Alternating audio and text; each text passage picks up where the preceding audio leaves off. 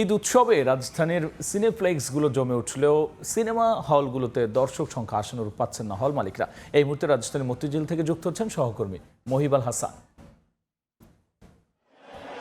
রাজধানীর মধুমিতা সিনেমা হলে আছে, এখানে দর্শকরা বাংলা সিনেমার দেখার জন্য ভিড় জমিয়েছেন। আমি প্রায় 1 ঘন্টা যাবৎ এই ভিড়টা লক্ষ্য করছি, শুধুমাত্র শাকিব খান অভিনীত তাণ্ডব সিনেমা দেখার জন্য।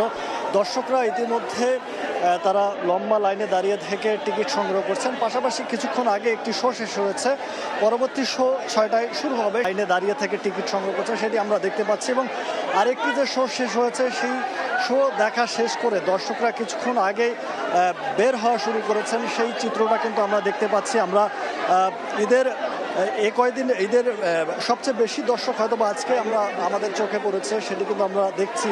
দর্শকদের এই উচ্ছ্বাস, গরমকে উপেক্ষা করে চলচ্চিত্র দেখার জন্য, বাংলা সিনেমা দেখার জন্য তারা কিন্তু ছুটে এসেছেন। এই যে শাকিব খান অভিনীত তাণ্ডব সিনেমাটি মধুমিতা সিনেমা হল, ঢাকার ঐতিহ্যবাহী সিনেমা হল, সেই সিনেমা হলে দর্শকদের এই উপচে পড়া ভিড়ে প্রমাণ করে যে চলচ্চিত্রকে কতটা ভালোবাসেন মানুষ।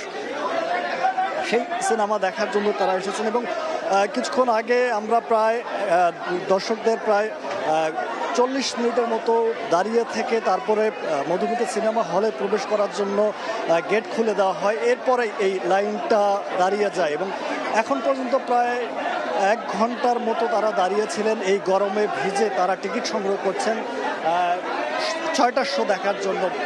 এই যে চলচ্চিত্র, এই যে উপচে পড়া দর্শকদের ভালোবাসা। আরেকটি তথ্য দিয়ে রাখি, একদিকে যখন বাংলাদেশ সিঙ্গাপুরের ফুটবল ম্যাচ, এবং সেখানটায় যে দর্শক রয়েছে, তেমনি সিনেমা দেখার জন্য দর্শকদের লম্বা লাইন কিন্তু আমরা দেখতে পাচ্ছি, এবং টিকিট নিয়ে হুড়াহুড়ি মারামারি এমন পরিবেশ কিন্তু আমরা দেখছি। এই চলচ্চিত্রটি, এই বাংলা সিনেমার দর্শকরা যেভাবে দেখছে, এই যে লম্বা লাইন, এই লাইনে টিকিট তারা কতক্ষণ থেকে পাবেন কি না পাবেন সেটিও কিন্তু একটা অপেক্ষা করছেন মধুমিতা সিনেমা হলে। দীর্ঘক্ষণ অপেক্ষার পর আসলে যারা টিকিট পাচ্ছেন তারা একটা উচ্ছ্বাস প্রকাশ করছেন, অনেকে পরিবার পরিজন নিয়ে এসেছেন। এই ছিল আমার কাছে মধুমিতা সিনেমা হল থেকে সর্বশেষ। ঈদে হলগুলো সবশেষ নিয়ে আমরা সরাসরি ছিলাম মতিঝিলে।